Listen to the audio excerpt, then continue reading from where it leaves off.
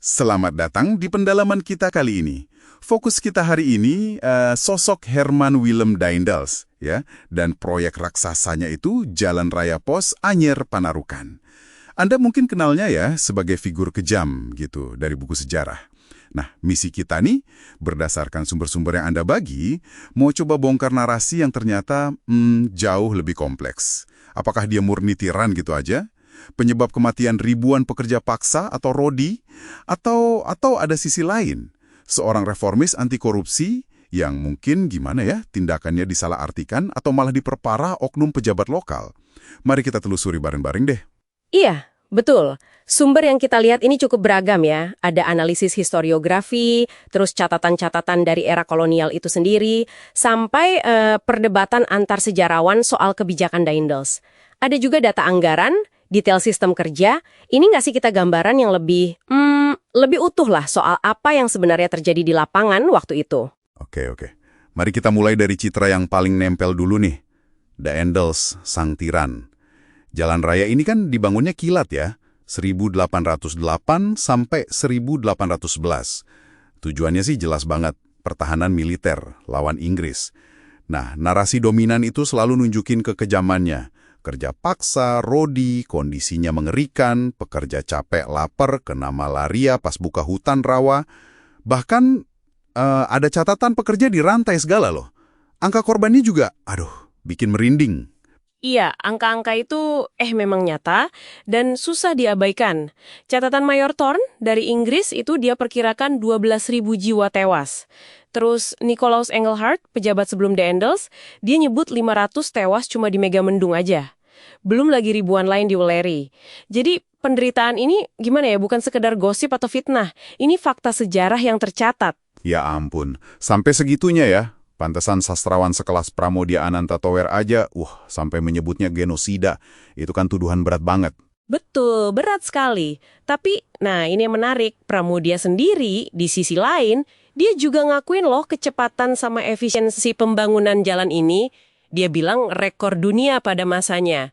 Ini kan nunjukin sebuah paradoks yang kuat ya. Kekejaman yang luar biasa, tapi kok jalan bareng sama pencapaian teknis yang hebat pada zamannya. Keduanya itu ya bagian dari kebijakan Daendels yang ekstrim itu, bukan saling meniadakan. Menarik itu. Berarti kita perlu lihat sisi lainnya juga dong yang disorot sumber Anda. Daendels sebagai reformis. Dia datang ke Hindia Belanda kan nggak asal datang. Ada misi khusus dari Raja Louis Napoleon. Sapu bersih korupsi warisan VOC. Nah, buat itu, dia rombak birokrasi, naikin gaji pejabat. Ini menarik nih. Mungkin biar nggak korup kali ya. Terus pangkas prosedur yang ribet. Dan pendekatannya soal korupsi ini, nggak main-main sama sekali. Hukuman mati itu ancaman nyata. Ada kasus perwira Fils itu ditembak mati karena ngerugi negara. Ada juga hukuman dipermalukan di depan umum, jadi reputasinya sebagai reformis keras, tanpa kompromi itu juga ada dasarnya di catatan sejarah. Kuat malah. Oke. Pertanyaannya terus, gimana ceritanya citra reformis anti korupsi ini bisa jalan bareng sama proyek jalan yang, ya ampun brutal gitu? Kayaknya susah bayanginnya datang dari orang yang sama gitu loh. Nah, kaitan ini nih yang krusial buat dipahami. Analisis dari sumber kita nunjukin kalau reformasi birokrasi yang Daendels lakukan, meskipun keras ya, itu justru jadi semacam pondasi. Pondasi yang memungkinkan proyek militernya jalan efisien. Birokrasi yang dibersihin, yang lebih loyal, itu memungkinkan dia ngerahin sumber daya ya secara paksa dan cepat buat proyek kayak Jalan Raya Pos ini. Jadi ada logika internalnya gitu. Bersihin korupsi, pakai cara keras, supaya bisa bangun sistem yang mampu eksekusi perintahnya. Nggak peduli sebrutal apa. Dia itu kompleks, reformis di administrasi, tiran pas eksekusi proyek. Rasanya. Sekarang coba kita masuk ke inti perdebatan yang sering muncul ya, soal anggaran sama tuduhan korupsi lokal. Bener nggak sih Daendels itu sebenarnya nyediain upah, tapi diselewengin sama bupati-bupati? Sumber Anda kan bedain dua fase nih. Di fase pertama, Anyer sampai Cirebon, ternyata ada anggaran khusus buat upah. Jumlahnya 30.000 riksdalder. Itu mata uang zaman itu ya, ditambah uang kertas. Dan yang penting nih, ngelolanya langsung di bawah pemerintah kolonial, lewat prefek, bukan diserahin ke bupati. Jadi pekerja di fase awal ini dibayar dong.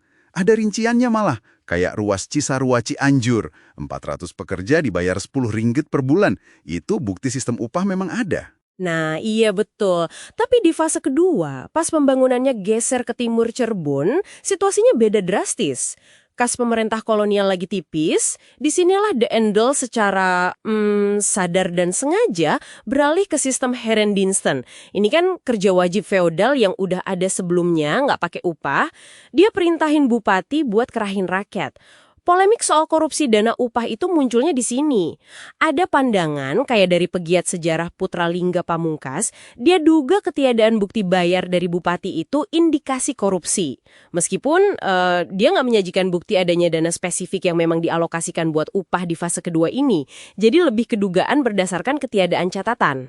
Terus, gimana tanggapan sejarawan lain soal dugaan ini? Ada yang bantah? Ada. Sejarawan kayak Christopher Reinhardt misalnya, dia nunjukin kalau nggak ada bukti dokumen korupsi dana upah oleh bupati dalam proyek Jalan Raya Pos ini. Terutama ya, karena fase pertama yang ada bayarannya itu dikelola langsung sama kolonial. Dan ingat, Daendels kan keras banget soal korupsi. Penyelewengan besar di proyek sepenting ini, kemungkinan besar ya bakal ketahuan dan tercatat hukumannya. Jadi polemik ini lebih karena, gimana ya, nggak ada arsip valid buat fase kedua itu, di mana kebijakan resminya emang kerja wajib tanpa upah. Tapi bukan berarti nggak ada penyelewengan sama sekali loh ya.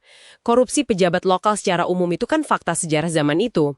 Jadi ya sangat mungkin praktik koruptif itu memperburuk kondisi pekerja. Meskipun bukan penyebab utama kenapa mereka nggak dibayar di fase kedua itu. Oke, jadi kalau kita talik benang merahnya nih ya, klaim bahwa Daendels itu cuma korban fitnah sejarah, kayaknya kurang pas deh. Kekejaman dan korban jiwa itu kan fakta ya, nggak bisa dibantah. Dan itu konsekuensi langsung dari kebijakannya dia, terutama pas pindah ke Herendeensten itu, karena masalah duit. Tepat sekali. Tragedi Jalan Raya Pos ini penyebabnya ya kombinasi beberapa faktor kunci. Pertama, jelas ambisi Daendels yang gila-gilaan dan nuntut kecepatan brutal. Kedua, keterbatasan anggaran pemerintah kolonial waktu itu.